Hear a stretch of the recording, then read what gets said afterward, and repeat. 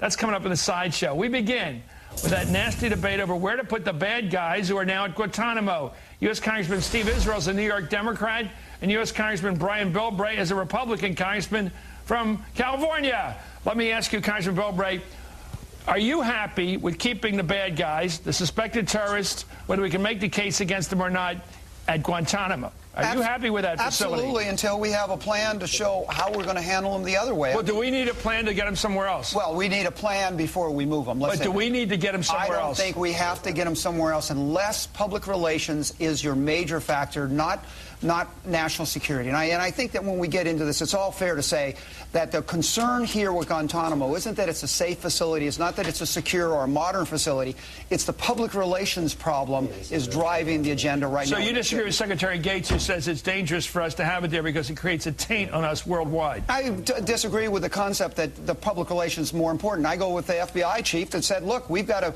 make sure before we do anything, we do it safe. It's just prudent. Congressman Israel, what do we do here now? We've got maximum security prisons in this country. I've been in a minimum security, or I guess a medium one, a women's. That seems pretty safe to me. What do you think about putting people, like we already got Sirhan out in California at Corcoran. He's been there 41 years. He killed Bobby Kennedy. He was an enemy of the country. He didn't like our Mideast policy. He didn't like Kennedy's. We've got something like a couple dozen of these guys, like Ramzi Youssef. We've got Moussaoui, the 20th hijacker. They're all in federal prisons. Is it dangerous to put more there? No, look, I don't. When Terry Nichols, who has 160 counts of murder against him for being an accomplice in the destruction of a federal office building in Oklahoma, when he went to a supermax prison, I don't remember Dick Cheney saying that it wasn't safe enough. I don't remember hearing a single Republican say that he should go to Guantanamo. And frankly, I'm not going to accept lectures from Dick Cheney on keeping the American people safe from detainees when he allowed Osama bin Laden to flee when we could have captured him and imprisoned him. He's the absolute last person who should be lecturing us on how to keep the American people safe. But just to remind us, as our memories do get fogged, when could we have caught Osama bin Laden, and when did Dick Cheney allow him to escape? Well, look, this is an administration that No, just tell me when that happened, Congressman. When did that happen? Tell me about the circumstances. When we went into Afghanistan, and you know, Osama bin Laden was still there. We had an opportunity then. He was a target. We still haven't found him.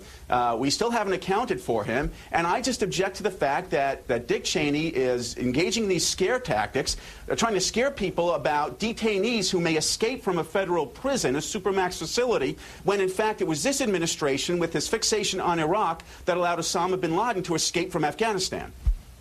Congressman Bilbray, your thoughts. You think it's not safe to put them in these supermax facilities? I think the old administration's gone. We need to work with them. Okay, let's talk about right now. Is it dangerous to put these prisoners, if we convict them, to put them in a supermax facility? We do not have a facility that was designed for holding the terrorists in this manner. And the difference is, Chris... We've got a whole bunch of them in prison now. Whoa. I've run jails. Jails are made normally to keep people in. They are not designed to keep people out. When you put this many terrorists, you do have a whole different threat that we don't consider. And what about the ones that are in there now, like Moussaoui, the guy that was looking for... And that is why Moussaoui's already in there. Ramzi Youssef's already in there. And that's why you keep them isolated. You get the line. In the 90s, we brought foreign prisoners into San Diego County. The whole place blew up because Miramar, the facility, was not designed for foreign nationals being put in high numbers in a certain area. There's a reality here. And all we're saying, and all I'm saying as somebody who's actually operated jails, is get a plan, Mr. President. You made a commitment. You so you're not in principle against them coming to the United States? Not if you check it out that what are going to be the legal repercussions, what are going to be the security In other words, you're worried about getting them in the country and having them go to an ACLU lawyer. Is what you're afraid of.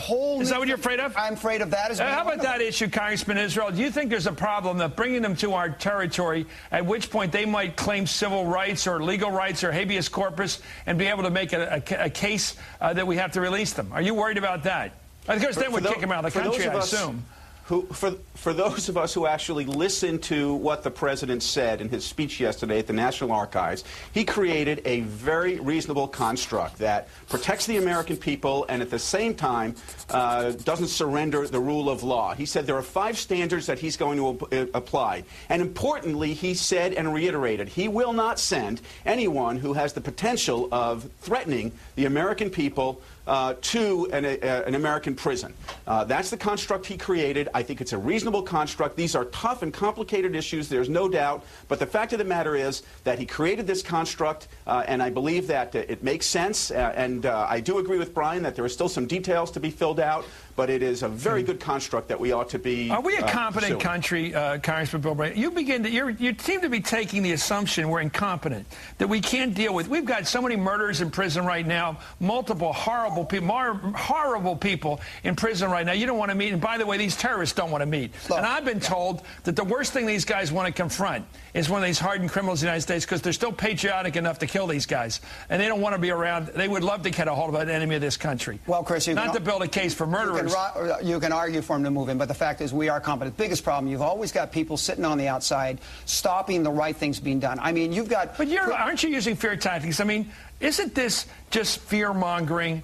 Gee whiz, they're putting in... Look at this guy, Max Baucus, up. I'm not going to have any terrorists in Big Sky country. Chris... Well, what is this about? Chris, this isn't scary. It's just common sense that before you move a prisoner from point A to point B, anybody... Okay. So you just want to see the procedure, then you look at it. And I want to clarify... You're not against the principle. Do they have special rights? We've got foreign nationals...